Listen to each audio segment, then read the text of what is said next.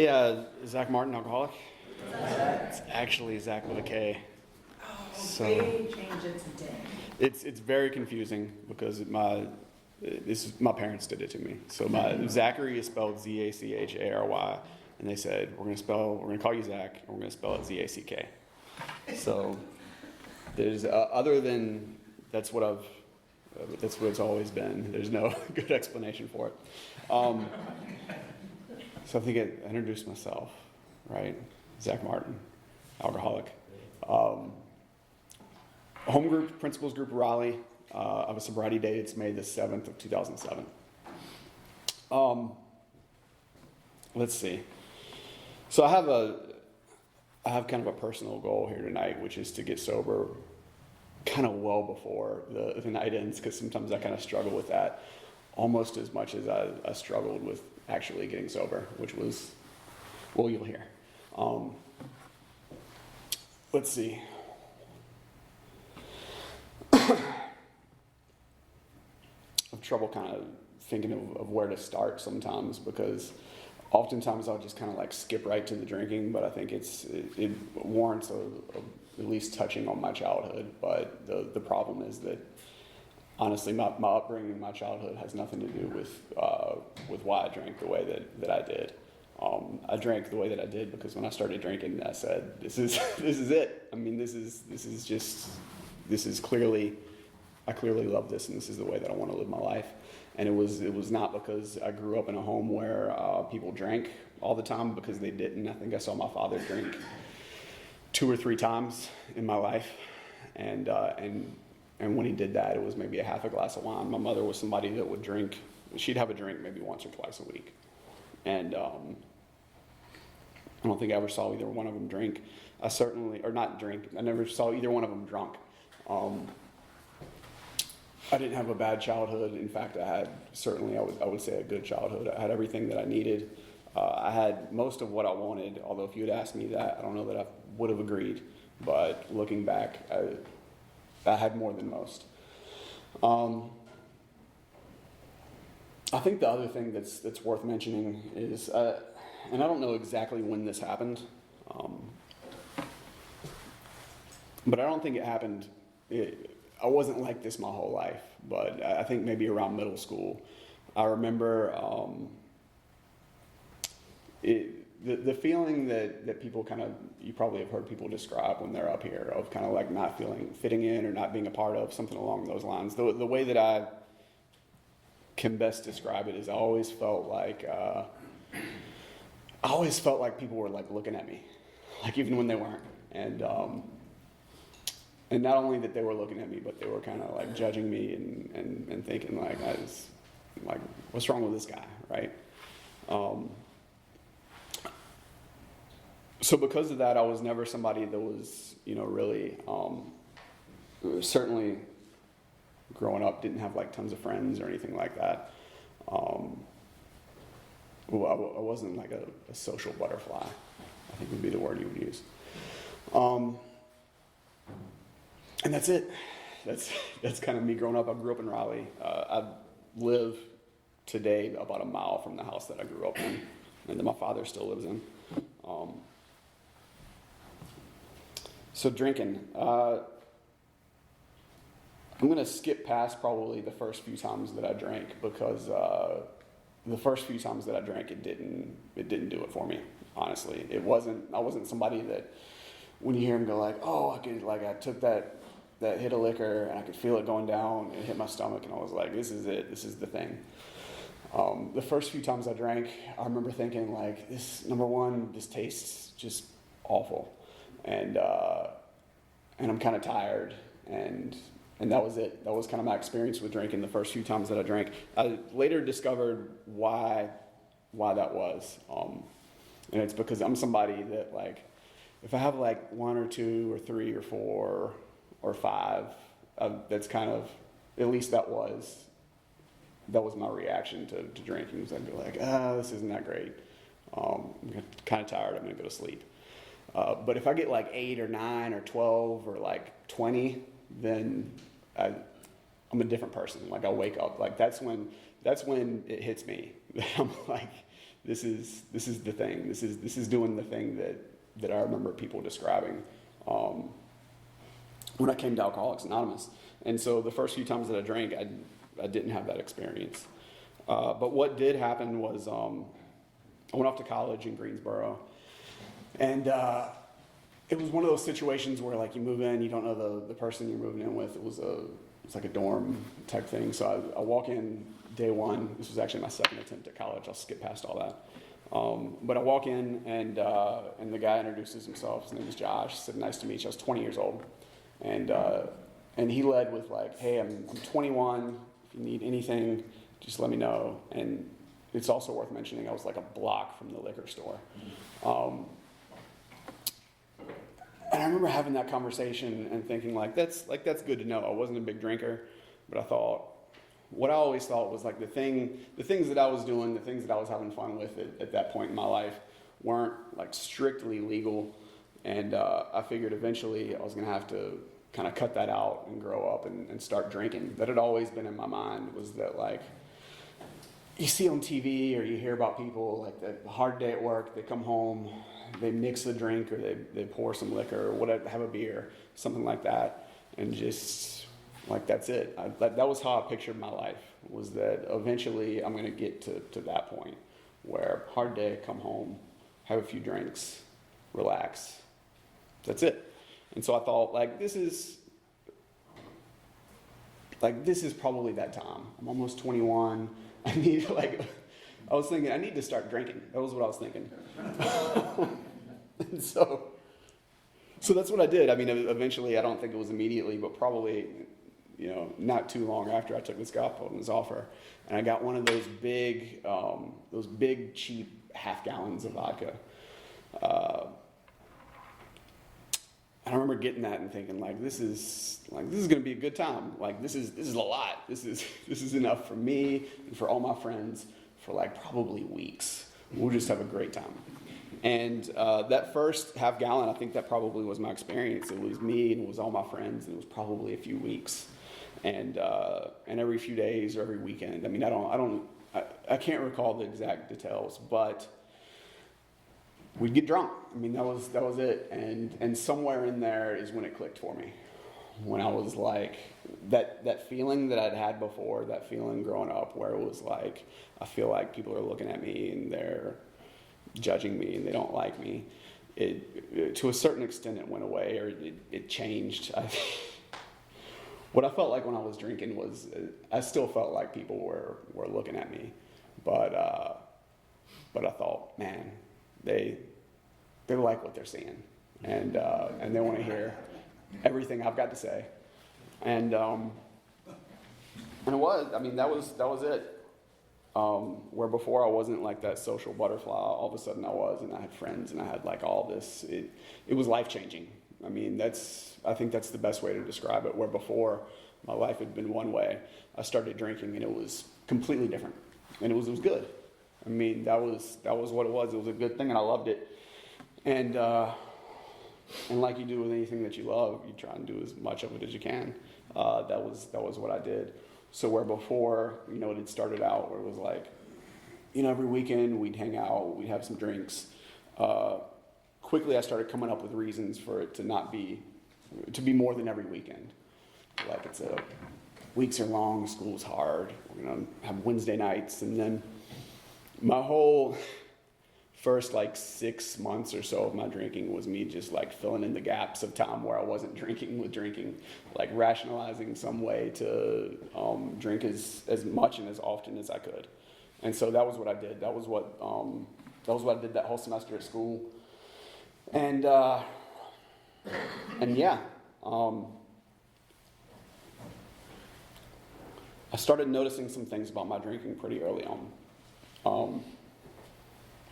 And what's interesting is that they really line up pretty much exactly with what the big book tells us about our drinking. What I come here in meetings and hear people when they talk about their drinking, they talk about their relationship with alcohol.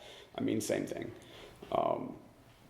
Where my drinking started to become more frequent, it also started to become I would think about it a lot more than I think a normal person would, right? I think a normal person goes like, I'll have a beer, I'll have 2 beers, I'll have 10 beers, or whatever it is that normal people drink. But I would, I began rationing very, very early. So that big half gallon that I had that was for me and all my friends quickly became this, in my eyes, small half gallon that's for me, and maybe you can have a little bit, and this is just for me, because this has got to last me tonight, and this has got to last me into, it's got to last me tonight and tomorrow night, or whatever. I've only got so much, and there's no room for you to enjoy with me. If you want to take care of that yourself, that'd be awesome. The other thing that I noticed was I'm a blackout drinker.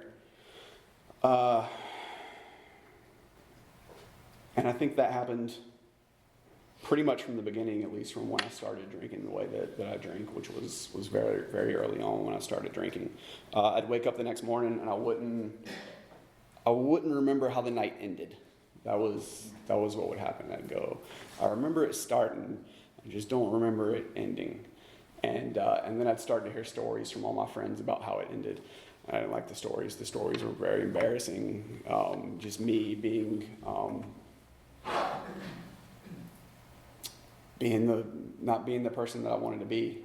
Honestly, just being drunk and annoying and just embarrassing. I think that's kind of the word. I'd wake up and I'd hear these stories and I'd feel kind of like shame over the person that I'd been the night before. My solution to that was pretty simple,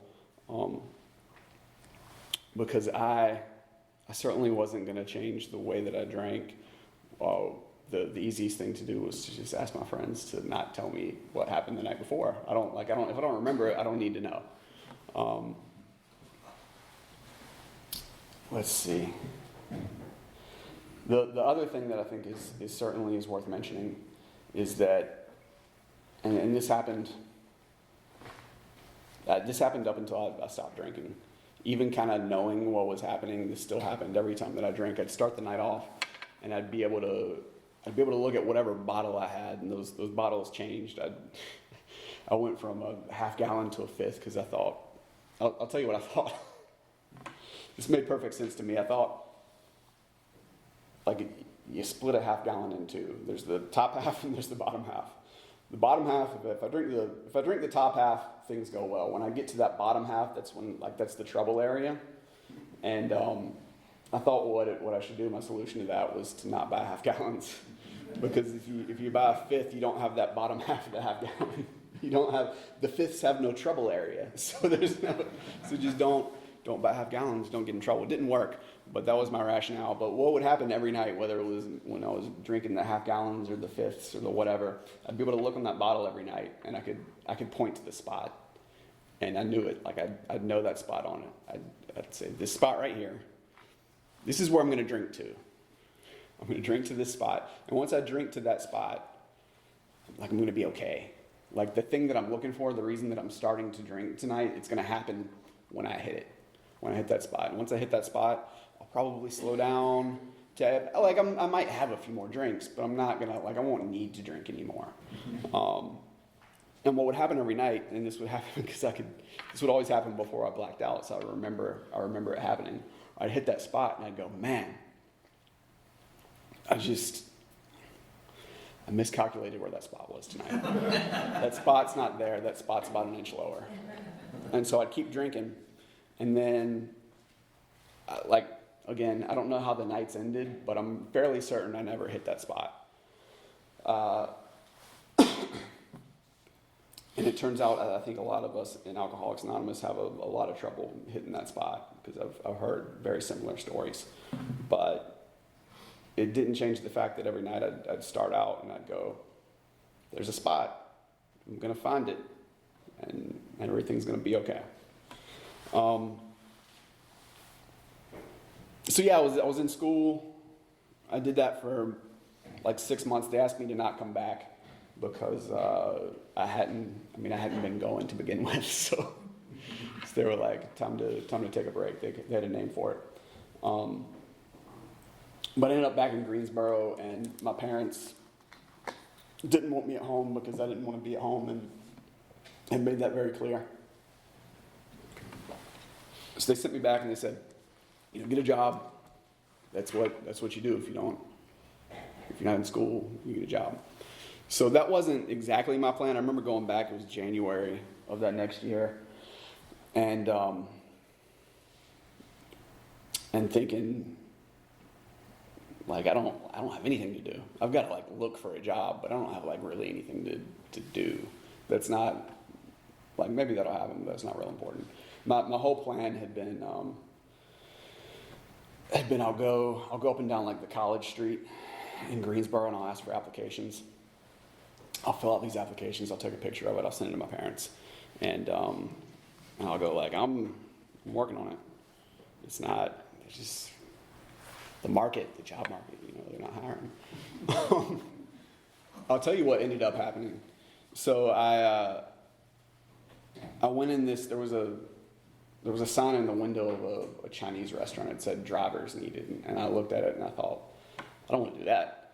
But I thought, it's only so many places. I'll need to get another application. So I walked in there, and I said, "Can I get an application? You'd like to, explore perhaps a, career in Chinese food delivery?" And they said, "Hold on." And then they went to the back, and a guy came out of the back. Turns out he was the owner. And he asked me 2 questions, and I was not prepared for this. The first question that he asked me was if I had a car. I, again, not prepared, wasn't like trying to come up with lies or anything, but just caught me off guard. Sure, yeah, I've got a car. And he asked me if I could start the next day. And again, I could. And so I said, yeah, absolutely. So I started delivering Chinese food. And that was probably the next 6 months or so of my life. And it sounds like a pretty bad job for an alcoholic. And I think today I would agree that it is a bad job for an alcoholic. Also, it was like the best job for an alcoholic because number one, turns out I love to drink and drive.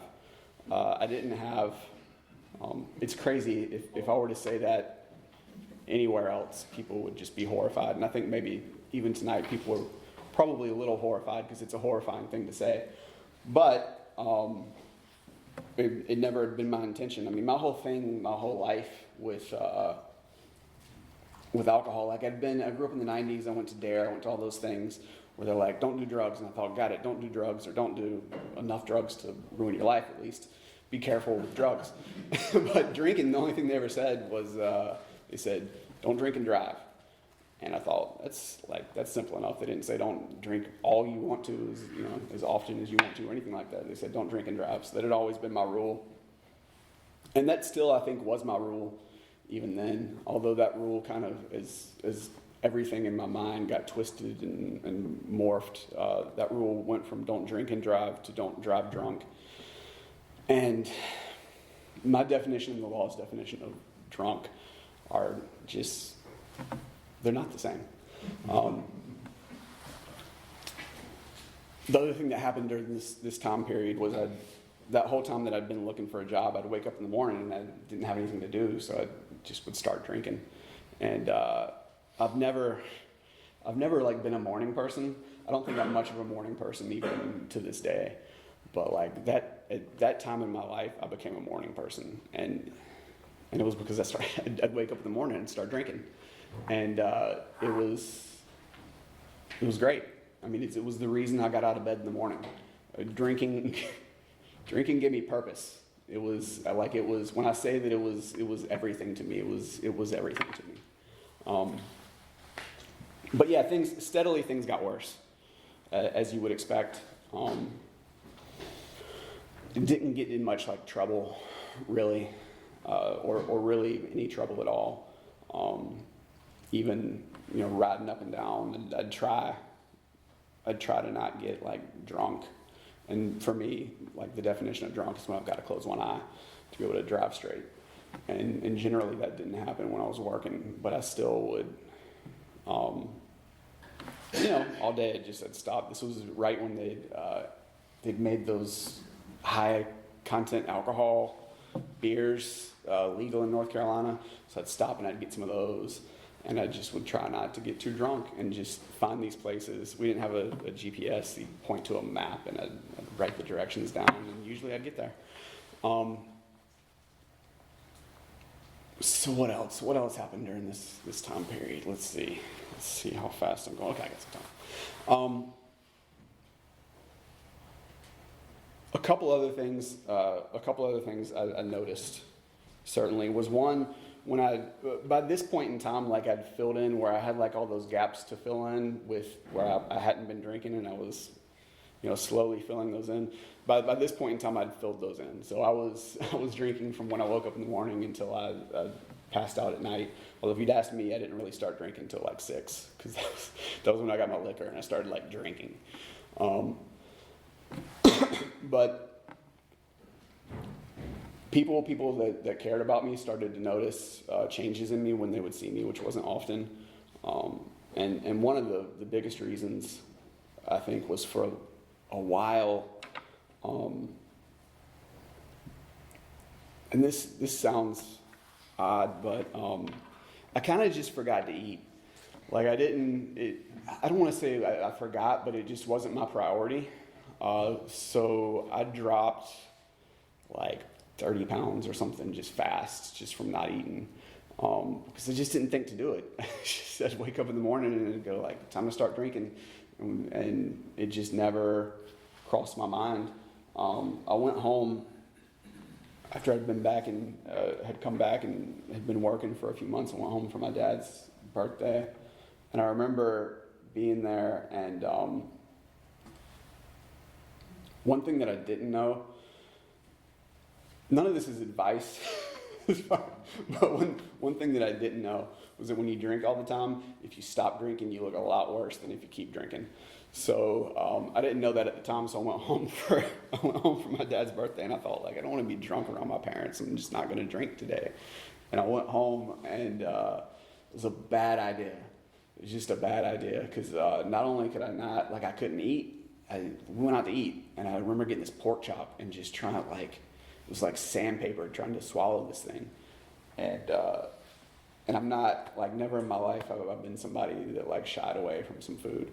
And all of a sudden, I'm skinny, I'm sheet white, I'm sweating, and I can't eat. And it's odd, like, people would see me and could tell something was wrong, and like 9 times out of 10, people would go like he's on drugs, and like technically I guess I am, but I was just drinking, like that was it.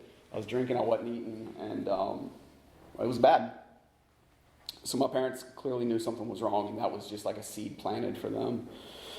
What else? Yeah, I think that's about all that I can think to say about that period of time. I mean, clearly by this point, I understood that there was something wrong with my drinking. I also understood that, I don't think I understood what alcoholism was, but I understood whatever an alcoholic was, I had to be one. Because if I wasn't one, then like, what is?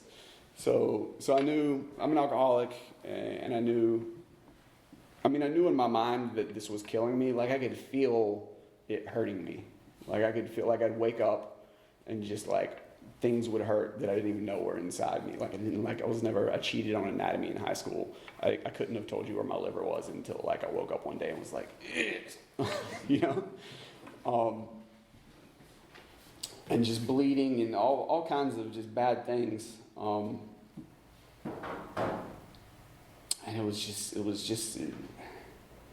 it's an exhausting way to live. But at the same time, I didn't see an alternative.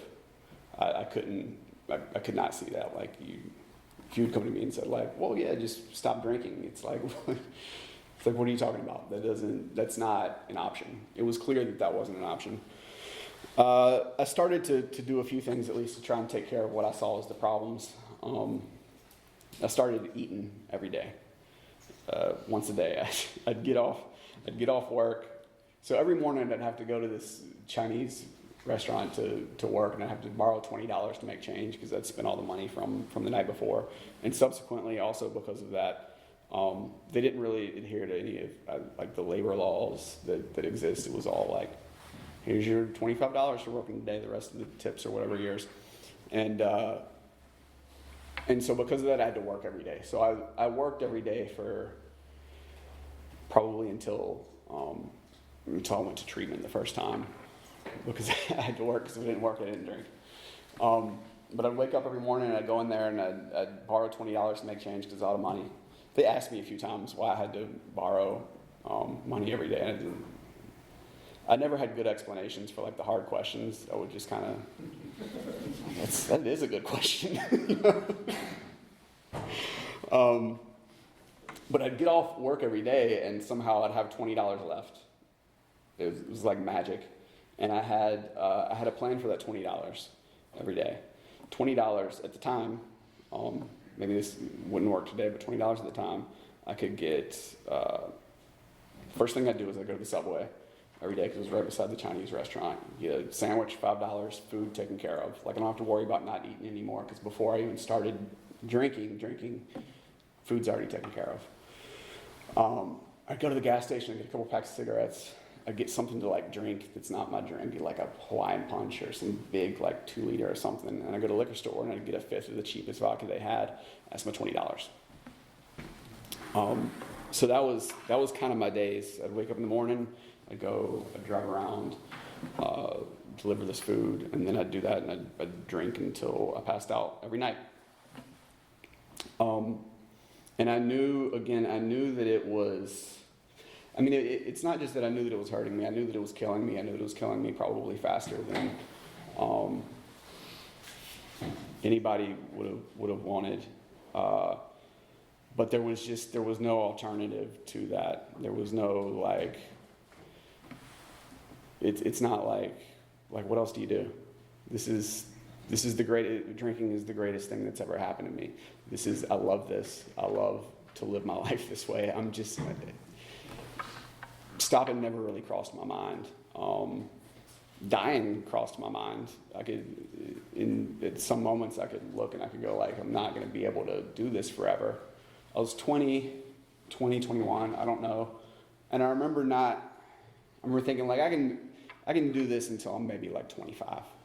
Like that's how far I can make it like this, because I can feel it. I can feel what this is doing. And I was kind of okay with it. I was okay with that being kind of my future, again, because there just seemed to be no alternative. What ended up happening, okay, I think I can make this fast. What ended up happening was I ended up in a treatment center the first time. Ultimately because I think there were several reasons. The one that I think I've pinpointed more than anything else was because I could tell that I was hurting people that cared about me. Even if I didn't care about myself, I cared enough about them to maybe try to do something. And the other reason was this. I'd ended up back in school. Because through no fault of my own, they just let me back in. I'd stayed away for 6 months, and they said, all right, you can come back. And I remember going back, and somehow I always had this thought in my head that what I'd be able to do was I'd be able to somehow I drank the way that I drank because I had to, and I had to because my life was just so terrible. And so what I was going to do was I was going to go back to school, and I was going to try real hard. And I was going to fix my life. I was going to be able to make the life that I needed where I wouldn't have to drink as much as I drank. I'd be able to drink like a normal person. Because there'd just be no reason to drink that much. Because life's good. And I had a picture in my mind of what that would look like. It was going to school. Nothing crazy. Like going to school, getting married, having a kid. Like that stuff. That was what I kind of pictured was going to happen. So when I went back this time, I remember thinking, this is it. What I'm gonna do this time is I'm gonna try real hard and I'm gonna make it work. I'm gonna go to class. I'm gonna make good grades. And honestly, shouldn't have been that hard for me. I'm somebody that when I go to class, I make good grades. I just have a hard time getting to class. But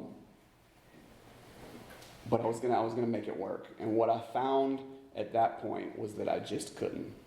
I couldn't go without drinking long enough to make any of that work.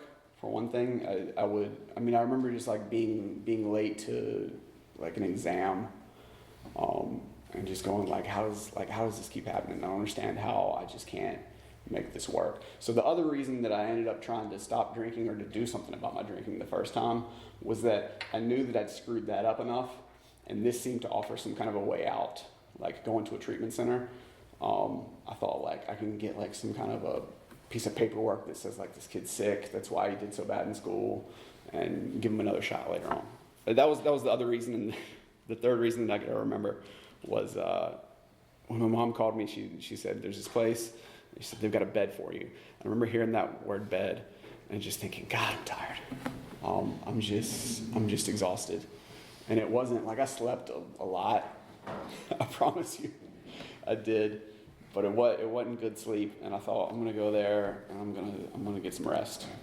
And so I ended up in this place, a treatment center, and I don't know what I thought that they were going to say. I don't think I thought I'd thought at all about what they were going to say. I thought I'd go there and I'd be able to do something about my drinking, I guess. What they convinced me of, when we talk about the first step, I think there's a few things. There's one thing that I maybe was already convinced of when I went there, which was that my life was unmanageable. The other thing that they convinced me of was part of this whole being powerless over alcohol. Now, when you read the first step, that sounds like it's all of it. The being powerless over alcohol part, there's kind of two parts of it, at least there are for me. And I was convinced of one of those things. The thing that I was convinced of when I went there was that thing that happened to me when I drank, the thing where I would look at the bottle and I would go like, I gotta get there, and then it would just be a mess, and I couldn't make it work, and every time like I'd try again and again and again. They convinced me that was part of what being an alcoholic was, and that I was never gonna be able to fix that. Like there's nothing I can do about that. And that ultimately, like the solution to that is to not drink. And so they said a lot of other things. They said like I should go to AA meetings. They said I should work the steps and get a sponsor and do all of those things. I thought, I get what you're getting at with this whole not drinking thing. What you're saying, and they didn't. You'll hear them say things like, "Don't drink a day at a time." And I remember thinking, like I know what you're getting at. You're not saying like don't drink a day at a time for 47 days and then you're good and you can start again. You mean like don't drink a day at a time and like don't ever start again. So what I got from that was what they were telling me was to stop drinking forever. I thought, I get that. I understand that. And I went to some AA meetings there, and I don't know if anybody's been to these. I imagine some of you have. An AA meeting, at least an AA meeting in this treatment center, was very much, we'd all sit in a circle and we'd go around. And like the best you could do if you were sharing is you'd say, man, like I really want to drink or do drug, whatever your thing was. You'd say that, and people would go, wow, it's a really brave thing to say. And then we'd like make our way around.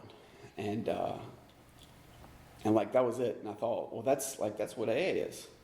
You go in there and you talk about how bad you want to drink, and people go like, hang on, just hang on. And I thought, man, I can do that by myself. Like I don't need to come somewhere and just be miserable like with people. I can be miserable on my own.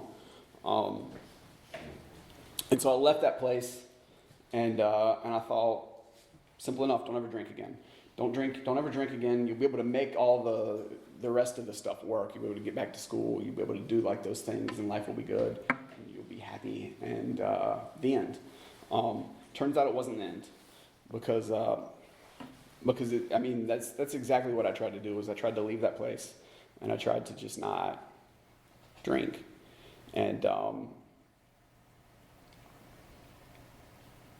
I think to anybody else it sounds like an easy thing to do. I mean, like, how hard is it to not do something? For me, turns out it's pretty hard. I made it a couple weeks when I left that place, and I remember I was sitting on my parents' couch. I was watching TV. I was alone. I'd moved back home because I thought, my idea was that, like, if I go places with people, like, what's going to happen is they're going to get me drunk. They're gonna convince me to. I'm gonna end up drunk. So what I need to do is just stay away. Move back home with my parents, and I was sitting there a Saturday night. I was watching TV, and I remember thinking about drinking, and like how this was. I don't know that I need to take much time putting it into words, but I felt like I had like this great love affair with alcohol. Like when I say that I loved drinking, I loved it, and I remember just thinking that. I remember sitting there thinking that, and I thought, you know what I would like to do is I would like to smell, just the smell of it. That's what I want. And I came up with a plan. I'm going to go to the store. I'm going to get a beer. I'm going to crack it open. I'm going to smell it. That's like, when I say that's as far as my thinking went, that's as far as it went. Like, you say that to anybody else, they'd go like, oh, you're going to drink. And that wasn't the plan. The plan was I'm going to go to the store. I'm going to crack it open. I'm going to smell it. And just like, I just love it, right? So that's what I did. I went to the store. I got 2 40-ounce beers. I was telling the story in a homeless shelter. One time we were taking a meeting there, and this guy, like, I don't have a good explanation for that. I mean, clearly there's an explanation for that, but I don't have a good one. And this guy who was living there said, yeah, you got to find out which one smells better.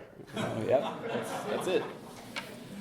That's the reason. So I cracked it open and I smelled it, and just like I'd planned. And again, my thinking hadn't gone any further than that, but clearly I drank it. I drank the other one. I went back to the store a few times that night, and by the end of the week I was drinking liquor again. It was just as bad as it had always been. That was the next like 6-8 months of my life, was just like some version of that. I would say it probably ended up happening more frequently. I tried everything that I could think to do to not drink. I went to a therapist. I got on Antabuse. I got like all of these things. I thought Antabuse was going to be it, man. It was like, you take that stuff and you just can't drink, right? But you can. And so yeah. It was all I had to do. It was like the only goal I had in my life at that point in time, was to just not drink. I'd wake up every morning and go, all right, this is it. This is like the rest of my life depends on me not drinking, starting today and then on into it forever. So just don't do it. And like, I can start the day and go like, that's going to happen. But man, like as the day goes on, I can just feel the weight of forever, just like on my shoulders. And by at some point in the day, it's just like, well, clearly I can't do this today. This has got to happen tomorrow. And the next day or whenever I got out of it, I go like, this is it. This is what it all comes down to this, like today. And I meant it every time. Like when you see an alcoholic get drunk again and you think like, they don't mean it. They're not trying. Man, I was trying.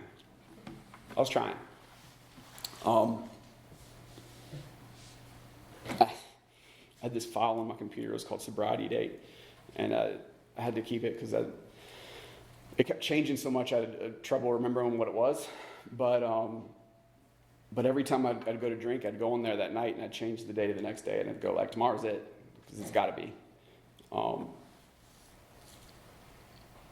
And I just couldn't. I don't know a better way to say it.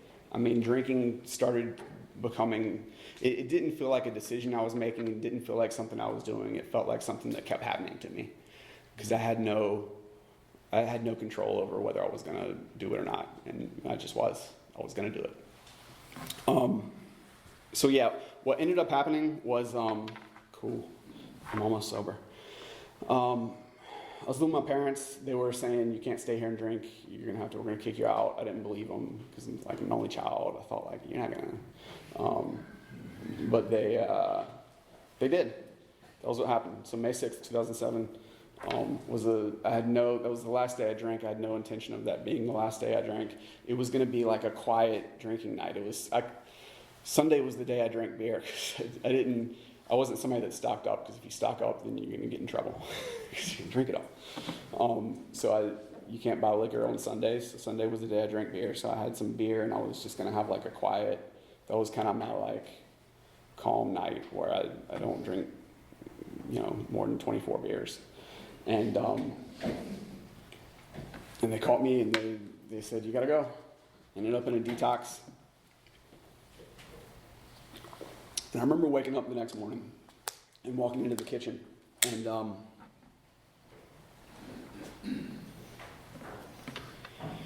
what happened was this. So before, when like I'd wake up every morning and I'd go, this is the day that it's going to happen. Like today, I'm really going to make it happen. I'm not drinking today because it all relies on this. I woke up and I walked into this place and I thought, this isn't happening. Like I'm not. This is. Like being a place like this is the best case scenario for me. I'm not getting out of this.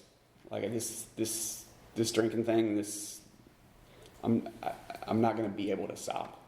There's no better the hope for my life than maybe being in a place like this, because I can't do it because I've tried. Like I've tried and I've meant it again and again and again.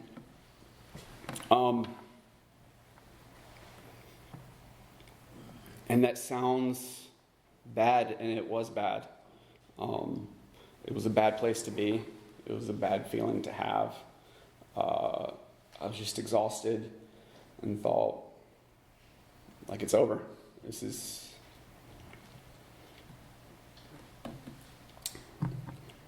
it.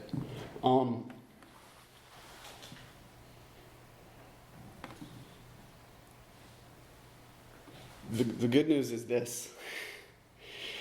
When I was talking about it, I went to that treatment center and I thought I had all those pieces of the first step. So I understood that my life was unmanageable, and I thought I understood the powerlessness part, because I understood what happened to me when I drank. What I didn't understand to me was what happens to me when I don't drink. And that was the piece that I understood that day. When I was looking around, that was the piece that I got. Was that this is going to keep happening, and that there is nothing that I can do. Like, that's it. And as bad as that sounds and as depressing as that was,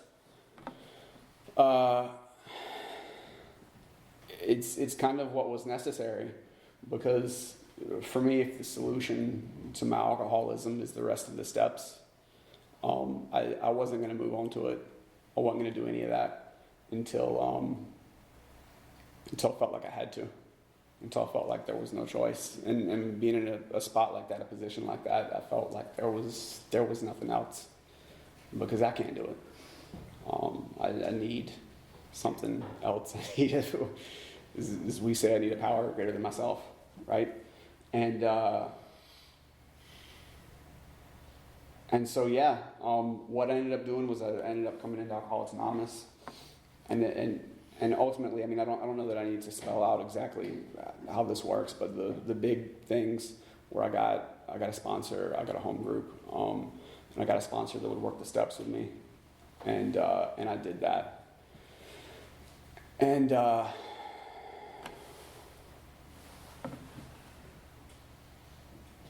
worked, and not only did it worked better than I thought it would work, because even after that day, when like that happened and I had that realization, here's what I still thought.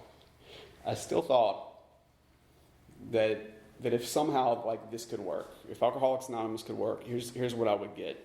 I'd get what I got in that treatment center, that thing that I was avoiding in that circle.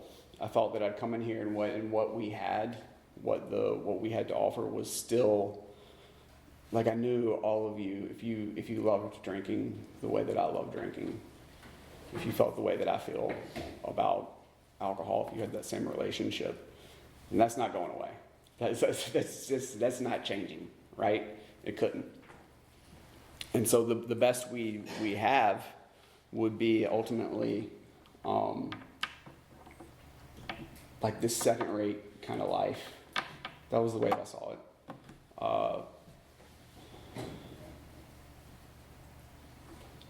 No matter how good things got, this was the vision. This is a vision for you. This is the vision I had for my future. No matter how good things got, they'd never be as good as they could be. Because deep down, what I knew I wanted was I wanted all those good things. I wanted those things that I thought were going to make my life better. I wanted to have all those things, and I wanted to be able to go home at the end of every night, and I wanted to drink as much as I wanted to. That was still my picture of the perfect life, and I didn't think that would ever go away. So no matter how good things were, they could never be as good as I hoped that they would be, because I'd always want to drink. And the other side of that is when things are bad, they're worse, right? Because when things are bad, they're bad, and then I still just would want to drink. And I didn't think that was going away. What happened? My experience is this. So I was driving about a year after I got sober. I was driving through Dorothy Dix in Raleigh. I was alone. I remember where I was. I remember the road I was driving on, and I hadn't worked in a while. I had $20 in my pocket for the first time. Because I'd started working or got some money or something. And what happened was I had $20 in my pocket. I started doing that $20 math. Because this wasn't much later. $20 still gets you a Subway sandwich, gets you a fifth of liquor, gets you a couple packs of cigarettes, some Hawaiian Punch or Gatorade or whatever. I just started doing that. About $20, boom, that's how you spend $20. Of course, that's how you spend $20. And then the next thought I had, I remember laughing out loud in my truck like a crazy person at that thought because number one, the next thought that I had was that's insane. That's an insane thought. And the next thing I remember realizing was that I didn't want to do it. And that was the thing that I didn't think was going to happen. Even when people said that had happened to them, I thought either you're lying or you don't feel the way that I do about drinking. And so when I realized that had changed, my relationship with alcohol had changed, and that I didn't want to drink, it kind of was a turning point in my life, because it opens the world up, right? Where before I was like, okay, clearly my life is never going to be any good. Clearly I have this second-rate life. It didn't have to be that way anymore. Because now when good things happen, they can be just as good as they are, right? And when bad things happen, they don't have to be worse. They can just be as bad as they are. And I can't say that that's anything other than a result of the 12 steps, because that's what I did, and that's what I've seen other people do, and that's what I continue to do. And I continue to have that relationship with alcohol. And it's kind of been good news ever since. I don't want to say my life's just gone and gotten better and better and better, but certainly good things started to happen very quickly. And now I have that life that it's not, I never wanted to be a rock star or anything, but the things that I thought that I wanted are the things that I have, and sometimes even more, and that's great. And they're just as good as they are, because I don't want to drink, right? Because that's gone. It's still gone to this day. And I'm going to mention my wife because we're being recorded, and because Steve always says that I don't mention her, and so I'm going to mention her, and we have witnesses. I got married. She's a lovely lady. We have a kid. I don't know. Sometimes I feel like you can come up here and you can list all the good things that have happened, and I certainly could do that. I have a list longer than I ever thought that I would have, but my relationship with alcohol has changed. That still is the best news. that I've got. And so I appreciate you asking me, Daniel. Appreciate y'all sitting here and listening to me. I think I'm done. Thanks.